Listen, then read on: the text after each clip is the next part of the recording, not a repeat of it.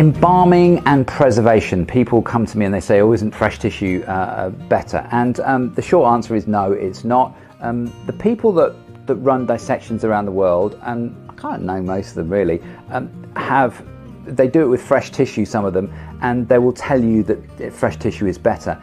And the reason they say that is because there's a very sort of linear view, and there is it's kind of quite sort of binary, if you like, that there is this fixed tissue, this sort of quite grey tissue that you see in a lot of the YouTube videos and at universities, and that's specifically designed for long life. It's designed to preserve it for a long period of time, and also for a lot of students to handle it.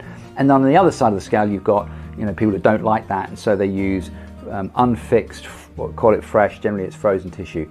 And the problem with both of these is several fold. Firstly, the grey stuff is stiff, it doesn't move very much, there's no mobility in the joints, the tissue doesn't look lifelike.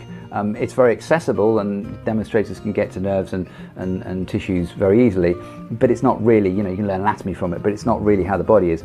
On the other side of the scale, you've got the fresh tissue, and the nature of it is that it deteriorates very, very quickly. It decays, it starts to smell, it's very wet, but it also has no tone, so it's gone from very stiff to completely floppy, and that's not how the body is either. So somewhere in between. I didn't really particularly like working with either of them, so I worked in conjunction with a chap in this country who developed a series of chemical preparations, and I go and I do the embalm myself. I have my own kit, and what that gives us is muscle tone and movement in the tissues that is as lifelike as you're going to get. It's quite remarkable, and I would never go back to either of those options if I could possibly avoid it, as far as that's concerned. So the tissue is pliable, it's mobile, it gives you an understanding of how the tissues move in relation to each other.